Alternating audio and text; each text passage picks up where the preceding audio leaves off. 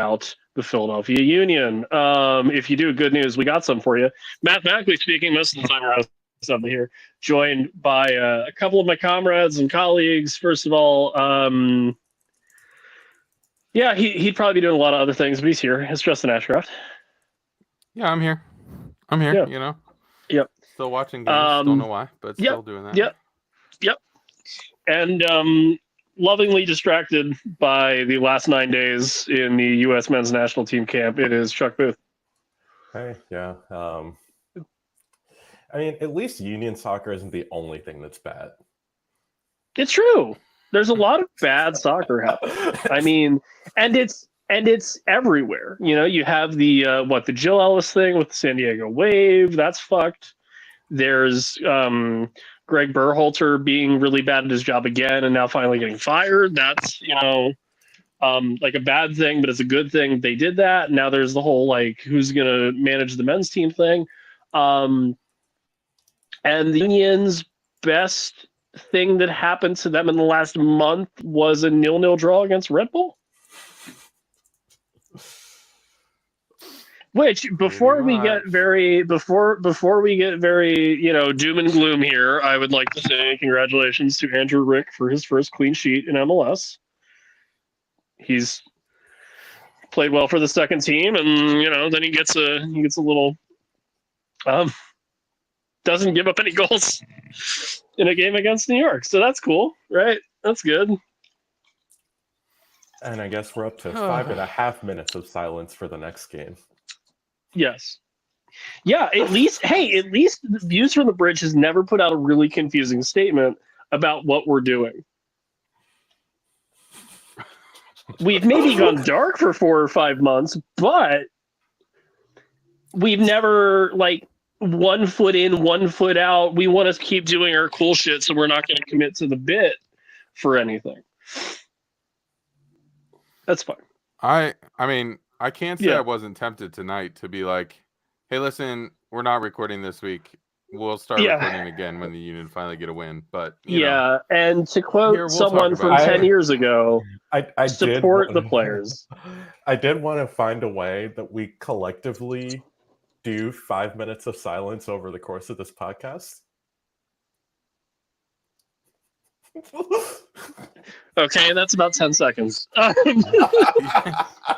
The great thing, Chuck, about having a podcast is that we're not bound by A, anything, and B, FCC laws, so we can have as much dead air as we want.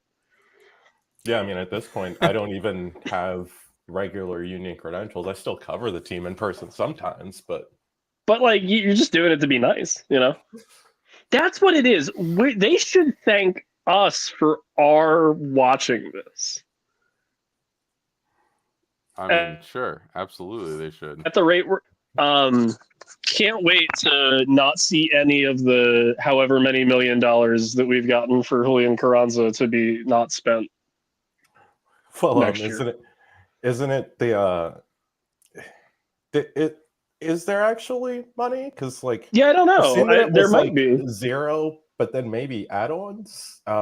It's still very confusing on what's going on. Like, there's definitely a sell-on fee, but like no one actually knows what we're getting for Carranza, and as with how things have been going, it's very easily going to be spun into a way that it's like, we still don't have money.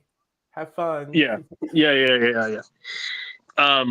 Like, it's really cool that the academy is very, very good, and it's really cool that Kevin Sullivan scored a goal for Philadelphia Union too. But the first team's bad, and they lost in one of the most hideous ways to a team where, like, we're always like, well, at least we're not in Chicago Fire. Hey, we're worse. And don't look at the table. Just don't look at the table. That's actually the thing that really scared me, because at first it was like the Union are bad, but they're 6 points out of a playoff spot. Yeah. Now it's just they're bad. Yeah. They just keep like, I think there's somebody in the Union office, whether it's the players, the locker room, or the front office, it's like, what creative way can we figure out on how to lose a game? Cool, you're up 3-1. Let's give up 3 goals in the last 8 minutes of the game. Yeah, 3-1, 80th minute against one of the worst teams in MLS over the last 3 years. Let's lose. Yeah. Yeah.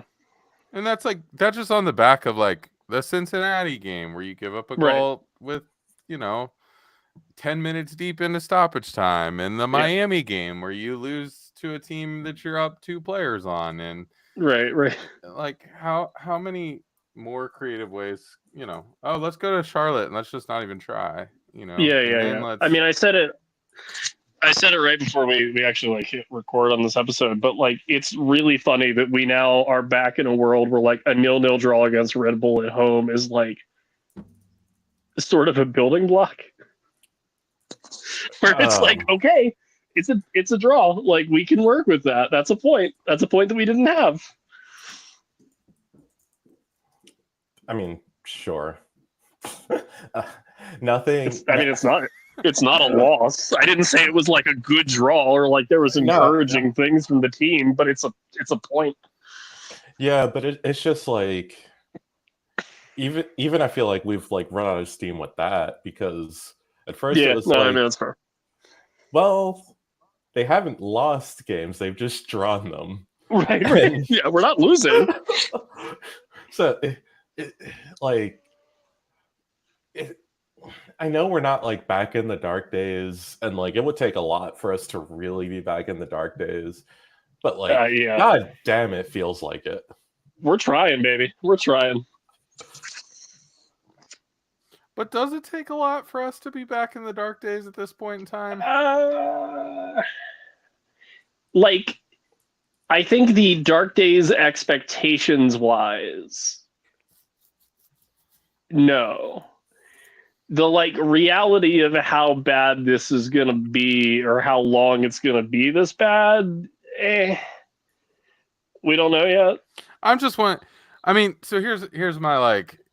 here's my wondering is sure, saw some write-up article, whatever, something, I don't remember what it was.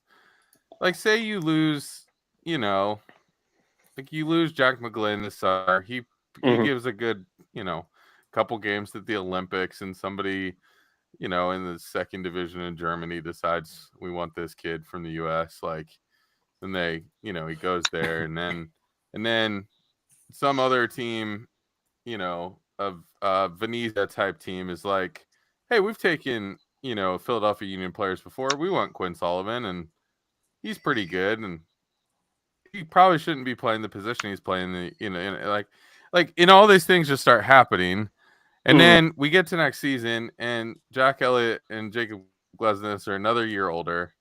Damian Lowe is another year older.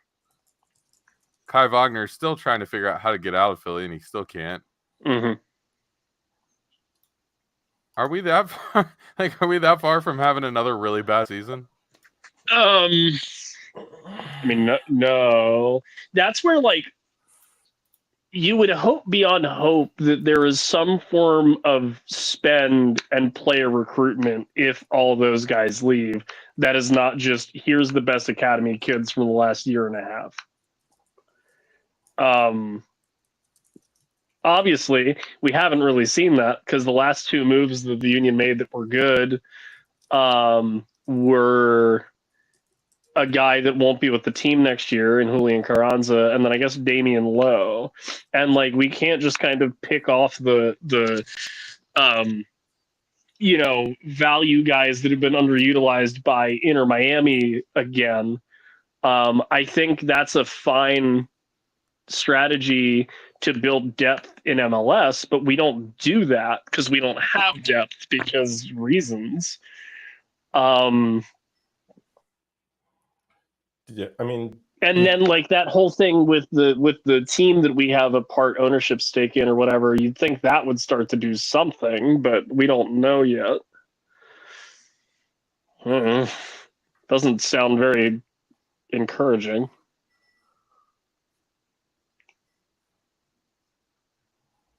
Yeah, no, it's Yeah, we're still. This is actually where the moments of silence helps because, like, geez, it is tough to come back and like try and talk and be even semi-positive after some of this, and like there's not a lot to like around this team right now. But at least one thing is, eventually Andre Blake will be healthy, and that alone does just like raise the floor of this team a lot. Yeah. But like, yeah, I mean, there needs to be like some integration somewhere. Otherwise, like you're gonna run into a situation where all of the hopes of this team are pinned on Calvin Sullivan. Yeah. Yeah. Which actually, you know what, to Justin's point earlier, feels very much like when Freddie Adu got here. Very true. No, I'm like where it's like, here's a I'm bunch concerned. of old dudes and this teenager who is going to absolutely like destroy everybody. Well, no And one's it's going to be like hard. sneaking him into clubs, I would hope. And you don't know that. Hopefully he, doesn't end up in vacuum cleaner commercials. Oh, shout out lower division soccer in like 2018 or whenever that was. God, who was that even for? Was that an NASL ad for like the? Oh, it wasn't the rep. Where was he playing? That was a. Damn it. So. Anyway, yeah, the union. While you think about that, yeah. Another general positive of this team at the moment is Jose Martinez has been looking good. He's just not playing for us right now. Yeah, that's a shame. Yeah, so if he comes back playing that way for us, I could see that being a good thing. But that would help a couple things. He's a guy actually. You bring up a good point, because looking at like who the most impressive non-stars have been at Copa America, it's hard for him to not be very high up there for obvious reasons. Did Jose Martinez get sold during Copa America? Yeah, because he's someone who like I thought was gonna be a Union lifer, but now I'm not sure, despite him being like literally in his prime right now. Like, you think he got sold because he's playing well? Yes.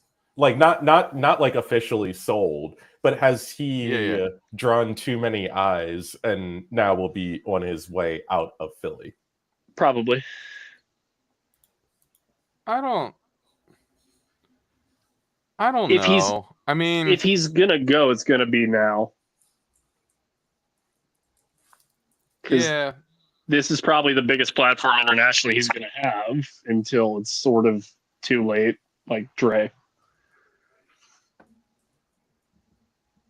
Yeah, but like Dre had some good international performances like way before this, and like sure, Keylor Navas was the one who got the call to go to Real Madrid. So I don't. But with that it was different because of the actual like work permit stuff. And remember, there were the rumors previously about like Jose Martinez to Turkey, and like, I mean, he can certainly do better than Turkey, but if like Jose Martinez to like Germany, well, or even like Jose Martinez to like a big like South American club, sort of makes. I'm still like torn on. I know they spend more money than we do, but I'm torn on if that's like better.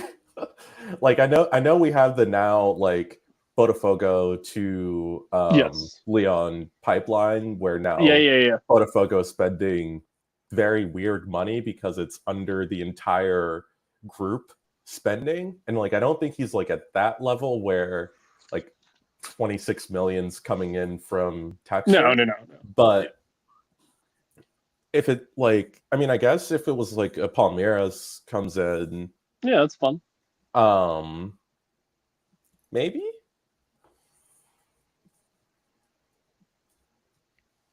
I don't know that I like my thing.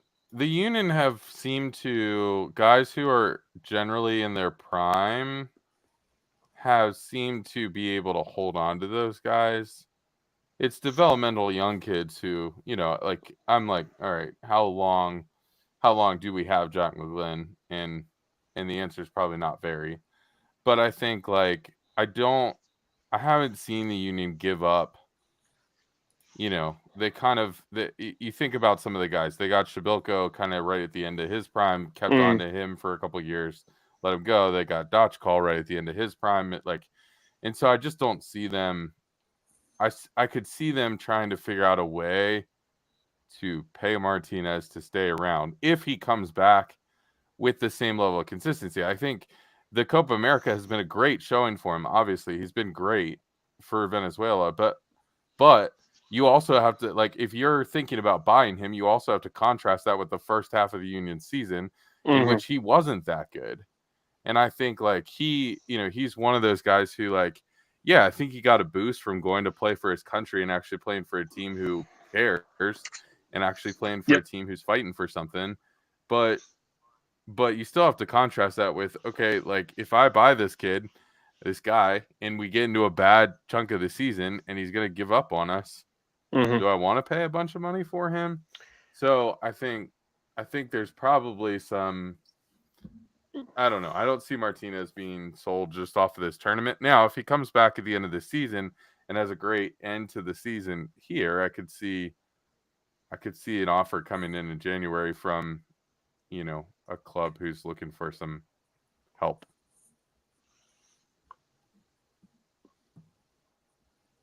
Well, and I think the other point too that you sort of made, Justin, was it's like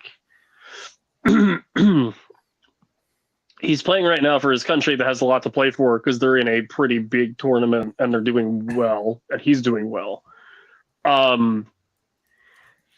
If there's a bigger club so like if Palmeiras, for Chuck's example, comes knocking and they're like, hey, we want to pay you like $2 million, you can come here, and like we're always going to be kind of in the hunt in Brazil, like, does the Union have enough good faith built up to be like, hey, we know this is really bad, but like next year we're going to do this, and this. And like, A, it would be kind of funny if Jose Martinez is the guy that they finally like do that for. But like, B, does he think they're actually going to do that? Because like, you don't really blame him in a way for kind of checking out if he comes back and this team has not kind of gotten better. But that's the interesting thing. I think that goes the other interesting thing there is putting the Berhalter situation on top of all of this. Sure. Yeah. Like if Jim Curtin is sitting on the U.S. bench in some way, shape, or form, whether head coach or Steve Cherundolo's assistant. Sure. Like, does that make players leave? Because I feel like Jim Curtin is well liked in the locker room at this point in time, and if there is, if it gets to a point where like, hey, Jim Curtin is sitting on the U.S. bench come this fall, does Jose Martinez be like, yeah, peace, I'm out? Yes. If Jim Curtin leaves, the dark days might actually return because head coach John Hackworth. No, like, I mean, even BJ got a job. Like, yeah. Welcome back, number 44, head coach Danny Cruz. Honestly, I know we don't hate it. I know we all don't hate it. Like, we don't. It's like, if you had to make that call, yeah, I can think of a lot of worse calls. You can do worse. Yeah, Greg Berhalter. If they hire Greg Berhalter, I'm just gonna jump. I'll just throw myself off the Commodore Barry about that. I'll do it. I'll do it. I would rather. My god. The names of people that I would rather have coach this team than Greg Berhalter are literally just like. Have you ever done that thing where you go to search for something but you like forget and then it pulls like all the things? That's the names of people that I'd rather have coach the team instead of Greg Berhalter. I'd rather have a bad press release by the Sons of Ben coach the team than Greg Berhalter at that point. And I use press release in very lax terms. Forgive me. Maybe they could. Maybe the Union could pull a Los Angeles Lakers and like. I think Shannon Williams is coaching like a kids team right now. So do we have a player that's on like a podcast consistently? Sebastian Letou. Well, we do. Sebastian Letou. Sort of. Kind of. We actually. I know he said that he doesn't really want to do it, but player manager Ali Bedoya. Oh sure, yeah. I mean, he's definitely on the list of people I'd take over Greg. I would rather have 30 minutes of silence coach the Union than Greg Berhalter. I mean, it's probably what we'd be dealing with anyway, but Fang. Yeah, Fang. And then everyone can get mad that our coach isn't supposed to have arms and legs. What's Ray Gaddis doing right now? That's a great idea. What's Danny? It should be by commission. By commission? By committee. Commission too, I guess. If you win, you get $5. I don't know. What's the going rate for a win now in MLS? And it's gonna be Ray Gaddis. Who else would be like a fun? Danny Cruz, Danny Califf, and Connor Casey, and Fareed Madrigan. That's it. Madrigan. Five managers that also play like rec pickup at YSC every once in a while. It's great. They're the most approachable coaching staff in the league. Just for fun, can you of course give Rice a game? Rice and Boley? Oh, I thought you were talking. I don't know why I went to like Declan Rice first because that makes that's how far. Oh shit! And then we need Richie Marquez too to just be like fuck those kids or whatever. Oh no, that was a Brandon Allen line. Excuse me. We need Brandon Allen to refuse to play our academy kids. What's happening? The Union. We play soccer. Is there a game? The New England Revolution, of course, on the 17th. Don't watch it. Go to the Icarus Cup this weekend. Just go support local businesses and soccer and find joy in a thing that you haven't found joy in for about 4 months now. Might be better. Free plug for Robbie. There you go, buddy. Just go do that. What else? Oh, man. What else? Anything else? Add VFTBPod. Send us voice messages of just silence. It's like we'll play them next week. I feel like we're forgetting something, but also I don't care because this team's forgetting to entertain us. Yeah, they're forgetting to play soccer, so it's fine. Andre Blake can't come back soon enough. I would like to give a shout out for us for still being able to somehow put together an entertaining product. That's how you know we're actually friends. I don't know. So we're not doing this for a big thank you to whoever in the front office has to listen to this to vet us for nothing. So sorry. We're not bandwagon fans, that's for sure. Nope. So if you are listening to us in the front office, a couple pairs of tickets wouldn't be a problem. Just give me my money back, honestly. It's fine. Case of beer, maybe. I don't know. Something. Say hi when you see me at a game. Yeah. No, actually, until the Union get a win, every fan drinks free at Union Yards.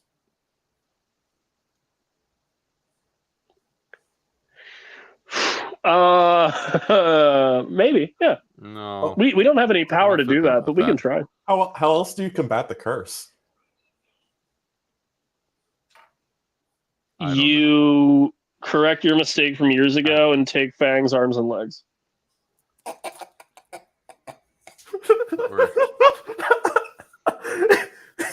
That discourse is back, baby. Adults caring about mascots. We're doing it. Make that person scoot around. Yeah, I'm just trying to imagine him moving. Yeah. It gets funnier the more you think about it. Stairs, that's a wrap. Oh, also, the Union season is going about as well as the T-shirt cannon they try to use at halftime. There you go. If you know, you know. That'll pop like 5 people who listen to this, I'm sure. Like most of your jokes do. Yeah, that's all I do. Okay, so just to fill people in, and then I'll shut up. They have a T-shirt cannon this year. It's like one of the like rotatey ones. Yeah. They used to have like tiny intern girls try to like, and this is not, I'm not trying to say they can't do this, but it's like, it's a lot to try to like crank it and to shoot these T-shirts off, and there's like a hydraulic thing. And so they would get like 2 shirts off and then it would just jam. And there was a point one game months ago where they had to literally like fire off the rest of the T-shirts underneath this. And that's about as well as the season's going for the Union. So, you know what? It is what it there is. You go. It's still soccer, and I still enjoy it. I don't know why, but it is what it is. You're doing better than most people, Justin. Thank you. It's one of those things, man. Yeah, we'll talk to everybody next week, I guess. Bye. Bye.